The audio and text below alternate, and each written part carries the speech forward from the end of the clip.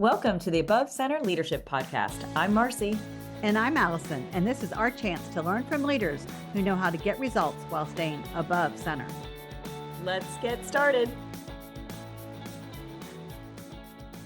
All right, kicking off another episode, and today's guest is Sloan Shanahan. She is the Chief Revenue Officer at FusionIQ, and she's known for building teams and driving strategic growth through innovation and alignment. But my personal favorite and personal testimony for Sloan is she not only does this and got to where she is today through extreme work ethic, but she never loses herself and knowing who she is on the way of leading others and building teams. So Sloan, I'm so glad you're here. Thank you guys so much for having me. So excited to be here. Absolutely. Well, I always appreciate my time with Sloan because there's so many little nuggets that we're going to learn today. So this will be a fun conversation. So I'm going to start with the first question. Tell us a little bit about the company FusionIQ and how you became a leader of this fast-growing fintech company. Yeah, absolutely. So FusionIQ is a digital wealth platform that services banks, credit unions, registered independent broker dealers, asset managers, insurance players, and several others throughout the broader financial services industry. So our mission is to democratize wealth and help these financial institutions seek new means of revenue, as well as getting their end clients more involved with their products and services. So that means different things to some of those different markets that I mentioned, but to put it in more layman's terms, it's Robinhood and Betterment private labeled in one solution. So really, really powerful tool and how we approach the market and how we make sure that we help our clients in their brand identity persisting and also making sure that they're evolving with the needs of their customers. So we have a lot of offensive and defensive strategies that we help our clients deploy in order to help them bring really impactful financial services to their end clients. Awesome. So one thing we like talking about is like personal vision and how you get there. And when we talk about visionary, what a great statement for FusionIQ. Like it's really, I mean, you are thinking about the big picture, but then talking about the little guy. And so when it comes like leading their sales, can you just give us a little bit of insight of how you lead your teams to kind of go from this aspiration, where you guys are taking the tool in the market to then how your sales team know how to talk about it to your clients at all different levels? Yeah, absolutely. And that's a fantastic question. And it's a question we also get in the market quite a bit. If I hear one thing, it's A, oh, that's really cool, or B, your platform does a lot. And those are two great things, but they come with their own set of challenges, particularly in the sales domain. So I have our sales team relatively verticalized to the markets that we serve that I mentioned earlier. So it's all about being specific and really understanding the pain points and the drivers in the business case as to why. But I think one of the really cool things about Fusion and where my personal mission really aligns in our story is that this is all about helping people make better long-term financial decisions and getting involved in the investing process earlier. And there seems to, at least there's a common rhetoric within wealth management and behavioral finance more broadly that people are embarrassed or think that they don't have a seat at the table. And so one of how my mission applies to that is you absolutely do have a seat at the table, and showing someone that first step in what's possible and what can be achieved is really where we set ourselves apart from the pack, and helping our clients understand that better, and deploy the strategies to do better by their members and by their client bases. Sloan, that brings me to a really interesting question. When you're managing your teams and you're encouraging them to help their clients understand the company's vision and helping them understand their own vision, how do you help your teams be able to communicate that? Is there a trick there? What do you do for that? I think storytelling is a big aspect of that. Obviously, you have your traditional use cases, but it's also making it personal to an extent, right? There's a way of that. We all know the story of the person who made that one investment, made a little bit of money off of it, and then got the bug, right? And they all of a sudden became someone that was very in tune with their financial journey and wanting a better financial life for themselves. So I anchor my teams back to stories, and I also anchor it back to put yourself in the shoes of your end buyer.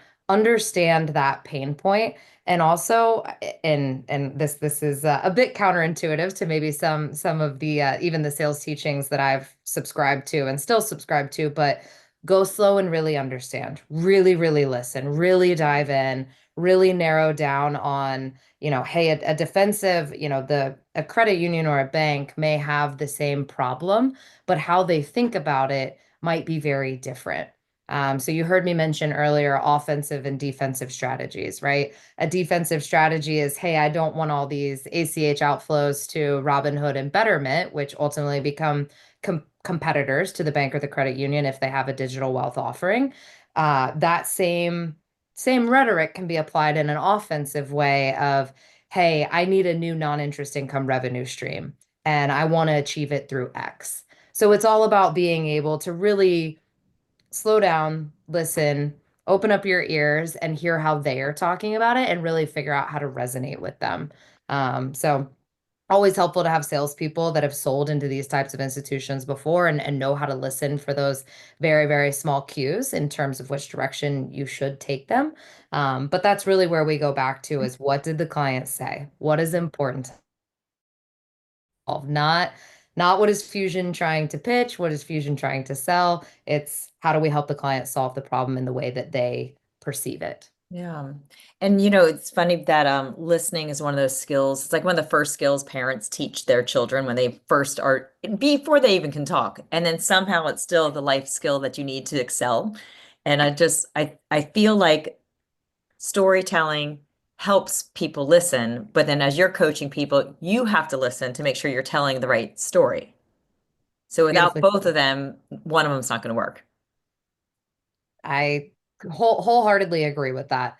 Um, it's funny. I have a lot of I give a lot of credit to my reps and their ability to be able to take one hat off and put another hat on and be able to flip that conversation, like having that mental and honestly emotional agility is a learned skill. And so supporting them through that, supporting them through, you know, making sure that I'm listening, that they have the tools, right? Because that's a tall ask. There's I feel like there's a spectrum of salespeople, and we all know the sales folks that are really good at diving into a product and they know that product inside and out in that use case. And then you have products that demand more of that flexibility and agility. So I really commend my team for the desire and willingness to lean in and listen differently and apply their knowledge in a really unique way. Yeah. Well, I'd love to ask a question, just kind of staying on this whole leadership point of view is, with our above center philosophy, we feel like when you are above center, you're feeling confident and hopeful and, basically you're in a place of strength that you can think of the right stories and you can do the right things and you can talk to clients and, handle objections well, which I'm sure with the new technology, it's not like you're selling an iPhone, like, okay, what color do you want? So it is complicated. So when a salesperson comes back and may feel like defeated, like say one of your rep just had a third bad call in a row, they're feeling defeated and they're slowly maybe not believing in the belief of where the company's headed, or they might just have like a little crack in their confidence. How do you coach them or how do you lead them in a way to kind of tap into who they are more often so they go from below center to back to where they should be in the above center mindset? Yeah, and I actually attribute some of the stuff that you and I have worked on together, Marcy, to some of my philosophy here. It's all about the ability to separate the no from the human. And that as long as there is learning and as long as I can go back to one of my reps and I do retrospectives a lot. I think it's a really important, I think it probably is my background in agile delivery to some degree, but I really appreciate the retrospective process and I really help it. I think it helps you get better because it makes you take yourself back through the journey that you might have been experiencing at warp speed and not even knowing you were experiencing it. So it's a really important practice. But when they get told no, or when they've had hard cycles, or even the harder scenario of it's been a good cycle, but it just doesn't work out for one reason or the other, priorities change, budgets change, new entrants come in the market, right? Fintech's a super fast, innovative space. And people are always trying to figure out how to do more with less, and vice versa.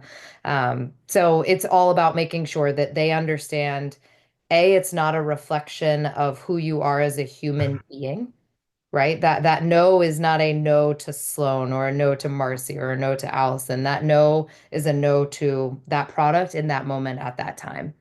And also the art of being able to have the confidence for that initial no to say, well, let me humble myself and really understand the why. So that way, next time when I'm sensing and feeling my way through my next cycle, I can make particular adjustments. So particularly in the startup world and fintech, you hear a lot, and I guess sales in general, if I'm being honest, you hear a lot more no's than you hear yeses. So there's a bit of a callus that you have to develop and I think that's where that don't take it on as a personal loss, take it on as a personal lesson, is really appropriate. And it keeps the human operating from an area of confidence. I say this to my reps all the time. A a human being, your client, your prospect on the other end of the phone can sense what you bring to the table. So if you are not able to ground yourself after a hard conversation, or you're not able to get your mind right, it will persist into other areas that you probably shouldn't have, you don't want it to, and you shouldn't allow it to persist into. So I think those are usually my coachings, and those are my go-tos to keep everyone motivated and to keep everyone happy, because good things happen to good people when they're doing the right things. So that's my personal philosophy, and that's what I try and empower my teams with as well. Oh, that is just so inspiring. And how often do you do your own retrospective of how your day went, your week went? Do you have a technique that you like to use? So I have a process where I have a notepad that sits in front of me at all times, and I go through them pretty quickly. But at the beginning of every call that I get onto, whether it's internal or external, I set my intentions for the call. And so my retrospective process usually and sometimes calendars get a little busy, so I'm not able to maybe get there as much as I'd want to with immediacy. But at the end of the day, I try and collect all of my intentions from my meetings and see if I held myself to them. So if it's a touch point with a rep who I maybe had to have a hard conversation with, did I have it in did I say the hard things that maybe I don't want to say, but I know that I need to say? And did I do that in a kind and caring way? Great. Yes, no, or I I chickened out. I didn't say what needed to be said because for one reason or another. And so that's usually how I try and go about those personal retrospectives. I have to be careful with it though, honestly, because sometimes if I get too deep into it, I can get into a cycle of a little bit of a not self-sabotage, but just being really hypercritical of what I'm doing. And that's when I fall back on the fail fast, right? So I think retrospectives are all about the ability to speed up the personal feedback process, as well as the failing fast and changing it very swiftly and doing it differently next time. Well, it's interesting because, every time we have one of these conversations, we're talking with people at your level, and they always say like, well, you try to get to the C-suite, but once you finally get there, it can be lonely because you're the only one in the room with that title. And so you walk that tightrope of self-retrospective. So you're learning and growing, and you're making sure you're improving every day for yourself, for your team, for everyone. And at the same time, on the other side, that tightrope is negative self-talk. So you got to make sure you're kind of on the path of growth and learning instead of falling off into self-sabotage and, that negative self-talk. So I love how you do the intentions. Can I ask a detailed question? Do you share them out loud, or do you just write them down? Like how do you actually do it to share? I write them down. I usually don't say them out loud. Mhm. But I've had people challenge me on that and the importance of saying it out loud. I haven't incorporated it yet, but it's something I have been considering. Yeah, So would I'm game that be, on both. I was like, is that like somebody says, I know you write down intentions before we meet. What are they today? Does anyone? She grabs a light match. She grabs a match. Yeah. I'm like, we just chuck this out the window. We don't need that. No. What? Yeah, I have no idea what you're talking about. No, that's a great, I actually don't know if I don't share that with a lot of frequency. I share it with with people that I coach, or I would say kind of fall into my realm, but it's not something that I broadly share. So that's an interesting question. And now it's on a podcast. Yeah, Now now it's out now there. everyone's gonna ask It'll be me. I'm your gonna get quote. on calls. I'm gonna get on calls and everyone's gonna be like, "So what are your intentions today, Let me Sloan?" see your journal. Well, it does remind me of, so on our podcast, we like people to kind of share like an above center quote. And this is kind of a perfect segue for you to introduce not only your quote, but also what it means to you. So would you like to have the great reveal? Would love to have the great reveal. This is my mugshot. So my quote is, when you choose to prove to yourself how powerful you really are, you have no idea who you will be helping in the future. And that's a Joe Dispenza quote. Um, that one resonates with me because I think it hits on things from two different angles. It hits on it from the point of lead by example, which I think my background as an athlete and just kind of my life story, that's one thing that was kind of, it became important and a real personal principle to me of leading by example. And then also when you set that example, the people that it helps, because all like you're constantly teaching behaviors. And like you said, Marcia, I think that's why leadership positions can feel lonely at times, is because I know I still seek someone to emulate. I still seek someone to set the tone for me. And I know if I am feeling that, the people behind with me and behind me are feeling that same thing. So it's a really good grounding force for me to say, hey, I have to prove to myself what I'm capable of and the behaviors that enable that capability. And if I do those things the right way, then that is something that I don't necessarily have to teach. It's perceived and then carried forward. So it's more of a tone setting, kind of a values driven perspective as to why I think I resonate really strongly with those words. Well, it's fascinating. So I also love Dr. Joe Dispenza. He's somebody that I really follow, and I love that he's taking scientific proof to all the things that we hope is true with law of attraction and intention settings and all those types of things. But he's actually showing how the brain can, you know, make the body heal and do all these great things.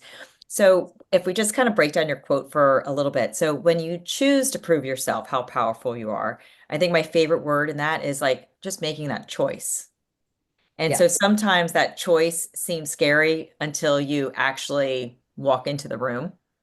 Like the imposter syndrome is just in between your ears. Everyone else is rooting for you. So like when Yes. that first half of the quote, I saw that, I really had to pause and look and be like, yeah, it really is a choice to prove to yourself how powerful you are. And then I thought about you specifically, is like being a golfer, like you have to go up there by yourself every single time and choose to get your mind in the right place, because it's a game of centimeters. It's a game of getting in the right spot. So that's like the choice to prove yourself that you can do this. And I thought that's just such a powerful statement. Yeah, it's funny. I've had a really important mentor life coach of mine kind of over time. I used to be of the mindset that things happen to you and that you are just a recipient of life. And I think that word choice is really empowering in the sense that you can have a mindset shift to where you put yourself in the driver's seat and life is no longer happening to you. You are choosing, and your life is a culmination of your choices. So I love how that word resonated with you as well. That's very cool. And then the second half of it is most of us choose to dream big. And then the second after you say it out loud, you choose to play small to kind of fit in or be socially acceptable or accept everybody else's complaints. Like, I don't know if people are being courteous when they kind of get on the complaint train, but it's like you choose to be big, and then within nanoseconds, you're like playing to the old habits that you used to be in, and it keeps you where you are versus choosing to be powerful. So what I loved about the second half of this quote, which is you have no idea who you will be helping in the future, it actually motivates you to kind of create that legacy. Like if you choose to be powerful, it's not about Sloan. No. It's about all the other people that you've touched and helped be successful along the way, or just help, be a better person, whatever that may be. So that's where I love that second half too, because it gives you permission and almost encouragement to do what most of your inner circle is saying, like, go for it. Like you totally got it. Like this is you. You got this. And so I love that you chose that quote. Thank you. I appreciate that. Yeah. I think it's funny, particularly as a female too, in a very male dominated industry, which I personally love. But the word powerful can also sometimes have a perceived negative connotation at times, potentially. But I love how this quote morphs it into very much a very positive connotation of choices having results and how powerful that those results can be both to you and those around you. Yeah, that's just it's so true. And I know that you started off as an athlete and you transitioned into, you know, the real world, and were able to bring that with you and the confidence that comes with it. But do you have like a defining moment that really shaped the way you lead today? Was it from your coaches that you had early on? Was it just all the mentors? We talked about the powerful people who are, when we have power, it helps those behind us. But how about those who helped you that were in front of you? Yeah. One story that comes to mind. I was in college. I think I was a junior in college. And it was interesting because I started we went in, started the program at Clemson. We did not have seniors. We were six freshmen. And so that's a really unique dichotomy in and of itself. But I remember, so we weren't being led by anybody. So I remember my junior year. I was on the range, I was at practice, and I was in a mood for one reason or another. I don't remember what it was. And Because you someone were 18. it probably I was a kid. Yeah, I was a moody kid. So I'm on the range, and one of the freshmen came by. I said something like flippant or a little snappy, and I did not appreciate it. And so I clapped back. I you know said my piece about her comment, and later that day I had a coach pull me aside, and she was like, you know that you just taught her how to respond when someone does that to her next time. And it felt like a brick wall fell on me. I was like, oh my gosh, like I have that level of influence. Like that is something that I have to take immense care of. And it was a very defining moment in, okay, my ability, my reactions set tones. And therefore I cannot expect other people to exhibit the behaviors that I want them to exhibit in my day-to-day life now if I don't show them that. So I think that informed a lot of my leadership style, but it was a very humbling moment to have to step back and be like, wow, I didn't handle that well. And that's on me to and now it's on me to go apologize and tell her that is not what I did was not appropriate. And that's a humbling thing as a leader to have to go back and say, I didn't handle it well, and I have to, and then actually go fix it. But what a gift that she gave that thought to you and that you had the type of mindset to own it. Because now you know you don't really ever have to be perfect, but you do have to follow back up when you aren't perfect because you know the impact. That's such an incredible story. Love that. So, one last final question before we wrap things up. So, overall, as you're kind of navigating kind of your, you know, every phase of life that we go through, the one thing that's really important is to never lose sight of who you are and always be true to yourself. So, how do you make sure, as you know, whether it's Fusion IQ or whether it's your personal life, but you wear so many hats as a woman and as a leader and as a friend and a daughter and all the titles that we wear, like how do you not lose sight of who Sloan Shanahan is? I love this question. I presence is the word that comes Mhm. to mind, and applying time boxing outside of work and into my life, but in a really impactful way. So when I am sitting down and having dinner with a friend, because I'm an extrovert, I get my fuel from other people, hence my job and got my background, but I get that fuel from other people. So when I'm sitting there and I'm half engaged on my phone because I'm trying to monitor my team's needs or my leadership's needs or whatever is going on at work, and I'm not able to give everything to that moment in that conversation, I'm doing two things poorly. And so I think for me, it's been authentically staying in the moment and saying, hey, this is not what I've committed to right now, right? From 7:30 in the morning to 5:30 at night, Fusion IQ has my undivided attention. But from 6:30 to 7:30, the gym has my undivided attention, or this friend has my undivided attention, and the 7 million other things that wind up on the plate. But just really allowing myself to take space for the things that matter to me.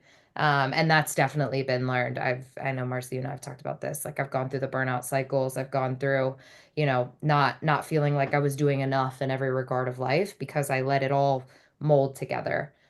So for me, staying me, being me, I have to make sure that I create space and time and intention in certain areas of life. Sloan, it sounds like you're really good at filtering out the noise. I mean, we live in a really noisy world. It is quite noisy, and you get pulled in so many different directions too. And I think one thing that I to your comment there, Allison, it's also learning to let people talk and let people express and not take it on. Like, and not take on every ounce of feedback or not take on every ounce of, oh, I have to go do something about this or I go do something about that. I always want to be action oriented, but I think that action orientation sometimes can be at my own detriment, when I can't filter down to, okay, what is actually important here? What matters? Did they need to say that and they just needed to get it out? And does it actually require action and carrying that forward? Or was that person needing someone and now it's on me to sit with this for a couple days, check back in, and then if it needs action, I can complete action. But what is mine to take on and what is not mine to take on, I think is a really important discipline. 100%. I'll agree with that. I know I tend to take on I'm a doer. I'd like to, and if it seems like no one else is doing it, I will try to do it. And it's that stepping back is so important. So Sloan, as we start to close out, do you have any final words of wisdom for our audience? Yeah, I think subscribe to above center, I guess is what I would say, right? It's such a, I know Marcy used to say, in our coaching, above the line and below the line. And it really is when you sit back and you think about yourself, whether it's at work or personally, and how you're approaching a situation. And if you are below that line and you can point out your own negative self-talk or negative patterns or whatever that may be, it's also it's the grace to say, hey, that happens, but we got to step out of it. Like this is a natural tendency. This is the human brain. This is, that protective biological force that makes you a little negative, but being aware of that negative biological force and being able to reframe and recenter back to what matters and what's important. So that way you can continue to attract all the good things in life and ultimately live a fulfilled life, which I think that's a really important component of. It's definitely easier to be fulfilled when we're living in the present and we're not Well said. trying to yeah, chase the past or just live in the future. So being in the present. Sloan Shanahan, thank you so much for stopping by. Thank you guys so much for having me. This was fantastic. Look forward to Love doing seeing it you. soon. Good to see you as well, Marcy. Thank you.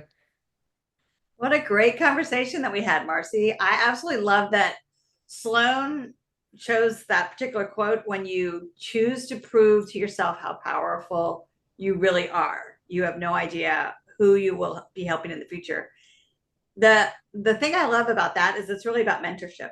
Mm-hmm. It's like owning yourself and then allowing other people to follow you. It's a great sign of a leader.